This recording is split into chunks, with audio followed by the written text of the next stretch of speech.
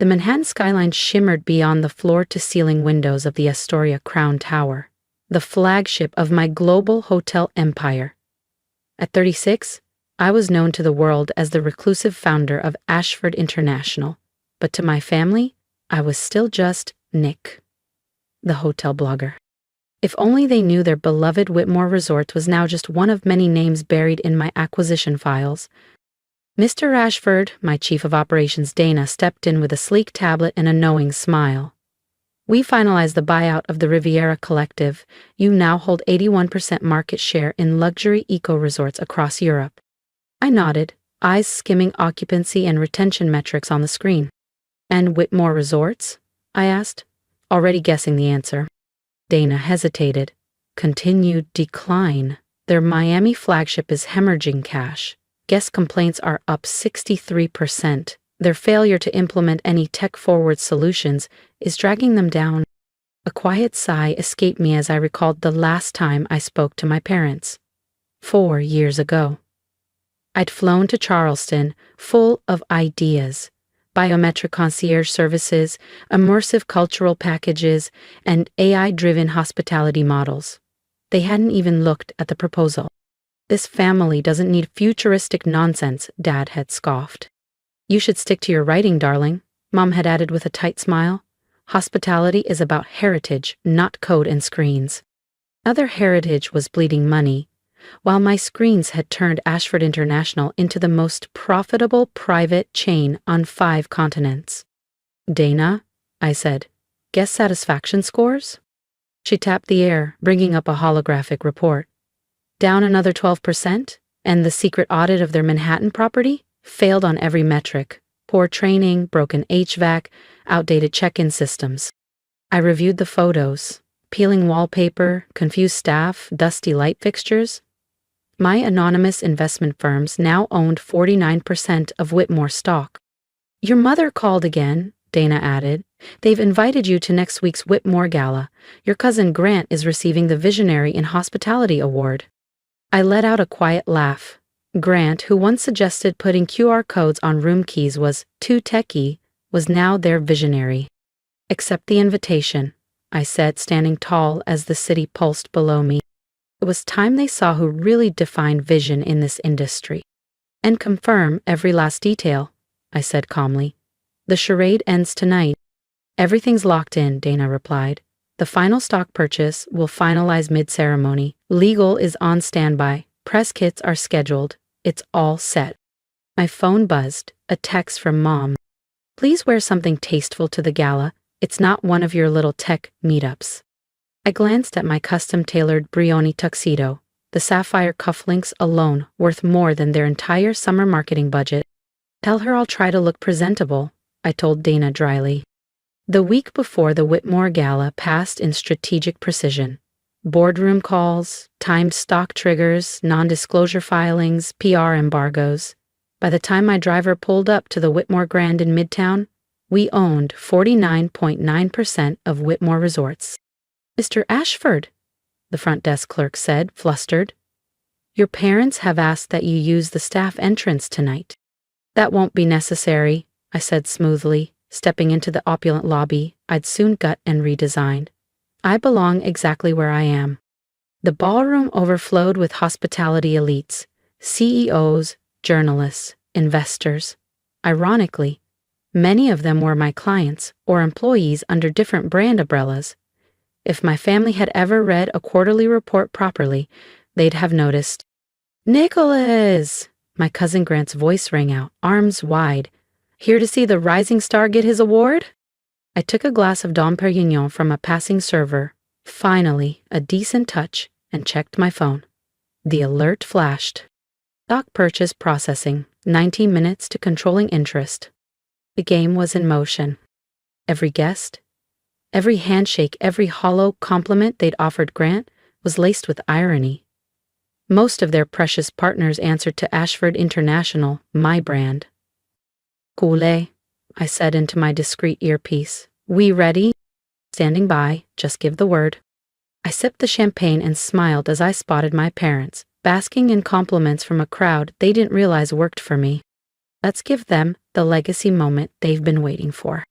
The Whitmore Grant's ballroom had all the forced glamour of a bygone era. Tarnished chandeliers, faux gilded fixtures, floral carpets. Every corner begged for modernization. I already had the blueprints. "Ha, Nicholas, darling!" My mother air-kissed my cheeks, eyes quickly narrowing at my Patek Philippe and Savile Row tailoring.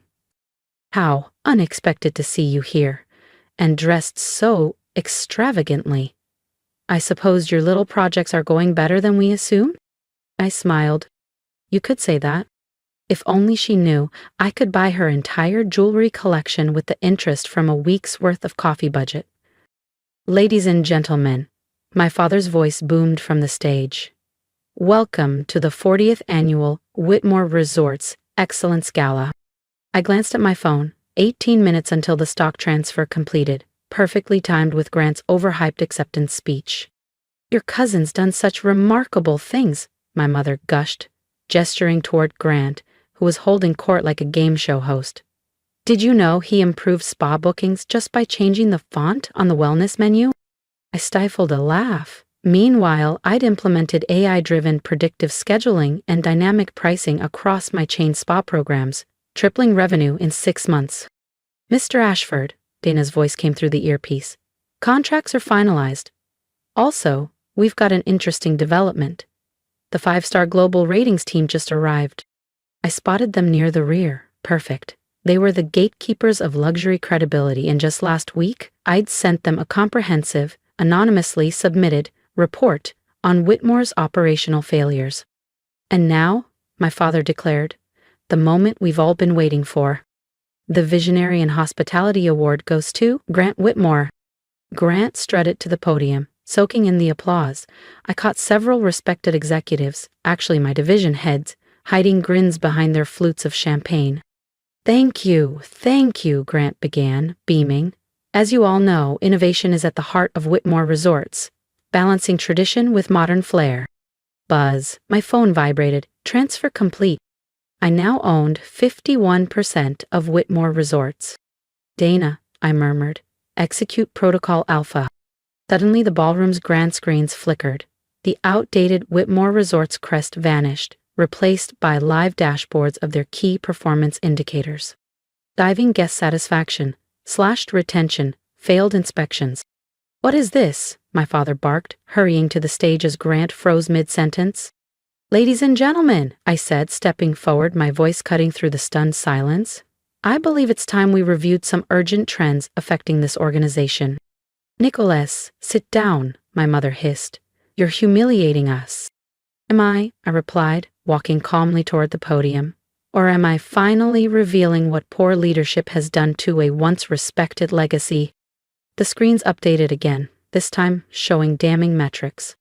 Under current management, Whitmore Resorts has lost 40% of its luxury market share. Guest complaints have tripled. 3 flagship properties are on the verge of losing their 5-star certifications. And the night was just getting started. If you think that reveal shook the room, wait until you see what I announce next. Hit subscribe so you don't miss the moment the empire changes hands for good. "How dare you?" my father's voice thundered, his face flushed deep crimson. "Security, remove him." "I wouldn't do that," I said smoothly, tilting my head toward Dana. She stepped forward and handed thick, sealed folders to key executives and industry delegates. "As majority shareholder of Whitmore Resorts," I continued, "I have every legal right to be here." Silence blanketed the ballroom. My mother's champagne flute slipped from her hand, the glass shattering like crystal gilt against the marble floor. Grant looked as if he were choking on invisible air. "Shareholder," my father croaked, unsteady. "Perhaps," I said, keeping my tone even, "you should have reviewed the shareholder registry more carefully.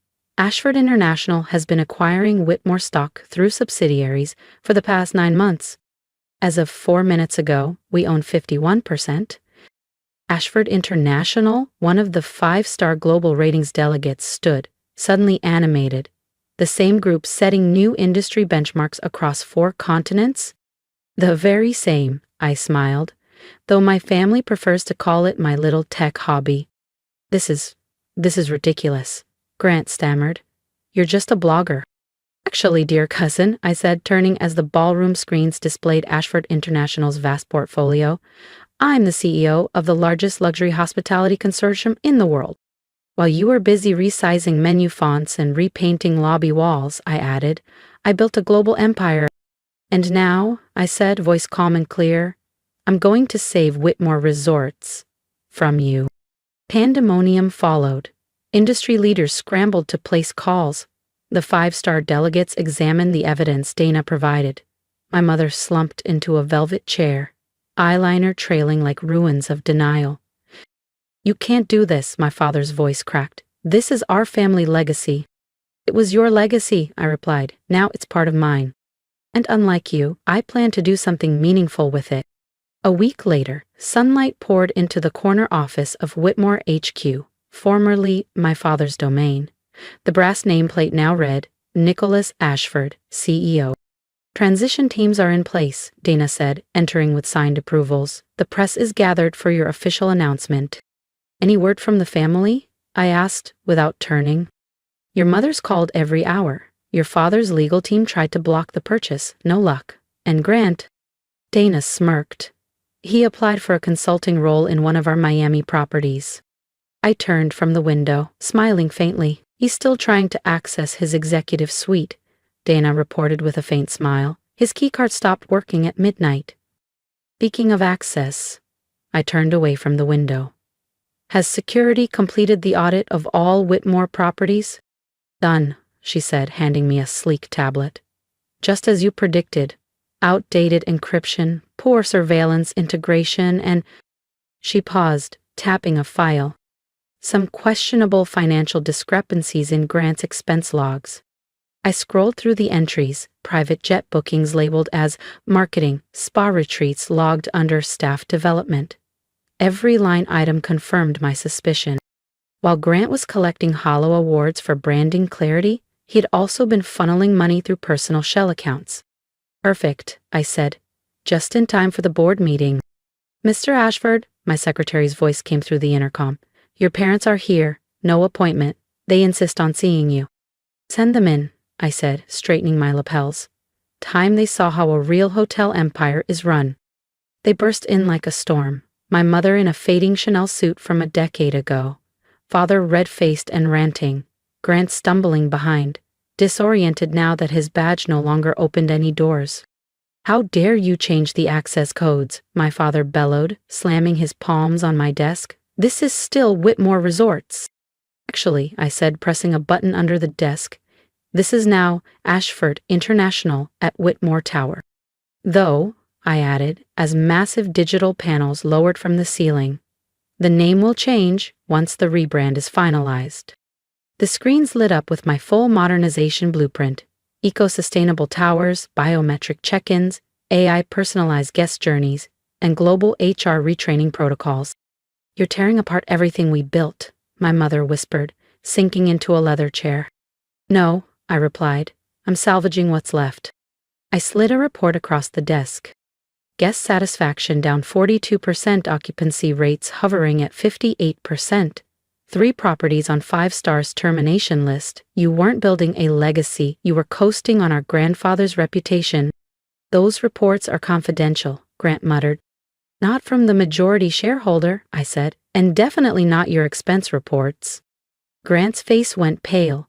My mother clutched her pearls. My father's posture crumbled. The board, he began. We'll see it all, I said, pressing another button. Every screen switched to live footage. Whitmore hotel lobbies across the world, each displaying a new welcome banner. Welcome to Ashford International. As we stood in tense silence, every screen in the room shifted. One by one, each Whitmore property's signage around the globe transitioned in real time. New York, London, Dubai, Singapore. The dated Whitmore crest dissolved into the sleek emblem of Ashford International. A wave of transformation swept across time zones. From Asia to Europe to the Americas, every corner of the once Misteda legacy brand now bore the mark of the future. Impossible, my mother whispered. The cost alone, she started, her voice cracking. You mean the $2,100,000,000, 0 cents I invested into global modernization? I interrupted, tapping the console. A fraction of what Ashford International generates each quarter. The screens lit up again, this time with internal dashboards. Holdings across 19 countries, vertical integration models, proprietary AI systems, revenue breakdowns from wellness, concierge tech, sustainable infrastructure. Line after line of numbers rose before them, each figure more staggering than the last. Every one of those metrics traced back to innovations they had once sneered at. While you dismissed my ideas, I said, circling the desk, I was building the future of luxury hospitality.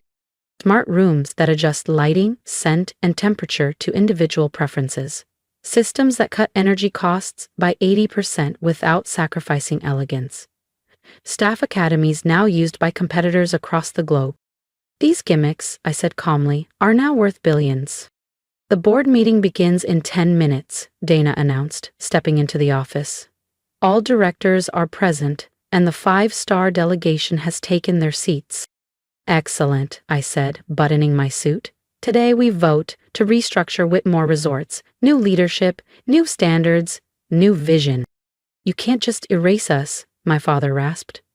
This company is our life. Was your life, I corrected. Now it's part of something larger. I handed each of them a folder. Inside, conditional buyout terms. You can remain minority shareholders, under very specific conditions, I said. Otherwise, I'll acquire your remaining shares at current valuation. My father's jaw clenched. My mother stared at the floor. Grant flipped through the pages, face turning red. This is blackmail, he blurted. This is business, I replied flatly. The kind you never took seriously. Now then, I added, glancing toward the boardroom, shall we discuss your revolutionary menu fonts? The next hour passed in a flurry of formal motions, unanimous votes, and signed resolutions. By the time the press conference started, Whitmore Resorts was no more. The rebrand had been ratified, the leadership confirmed, and the family's resistance gone. The cameras flashed in rapid bursts. Reporters called out questions. My father sat hollow in the shadows. My mother quietly dabbed at her eyes. Grant looked like a man who'd just watched his empire dissolve between his fingers. Mr. Ashford, one journalist called out, what inspired this takeover of your family's legacy? I turned slowly toward the cameras, then glanced at the faces that had doubted me for years.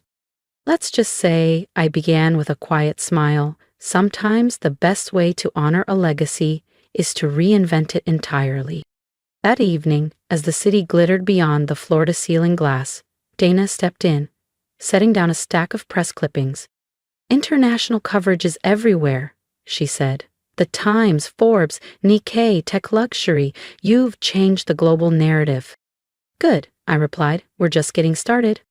She hesitated, then added softly, your mother left something at reception. She handed me a cream envelope, inside a handwritten note. We were wrong. All these years, we were so wrong. Please, can we talk? Once? I read it once, then slipped it into the drawer. It would have to wait. There was still so much to build. Dana, I called, returning to the renovation plans, schedule the Global Management Summit for tomorrow, and book the presidential suite in Tokyo for next week. Family reconciliation? She asked. I looked up, just slightly amused. No, global expansion. If you've followed my story this far, I want to hear from you. Truly, what would you have done in my place?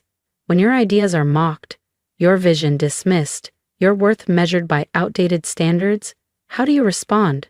Drop a comment, share your thoughts. Let's talk about what it really takes to lead, to evolve, and to reclaim the narrative. And if my story resonates with you, if you've ever been underestimated by the people closest to you, then hit that subscribe button, not just to follow my journey, but to walk beside it. Because this isn't just a story about revenge or business. It's about finding the courage to build what others said was impossible. Here's the truth. The people who try to silence your potential often lack the imagination to understand it. Don't shrink to fit their version of success. Don't wait for approval that will never come. Trust your instincts. Back yourself. And when the time comes, Walk back into the room they told you you didn't belong in. And own it. Your future doesn't need permission. It just needs action. So, what will you build?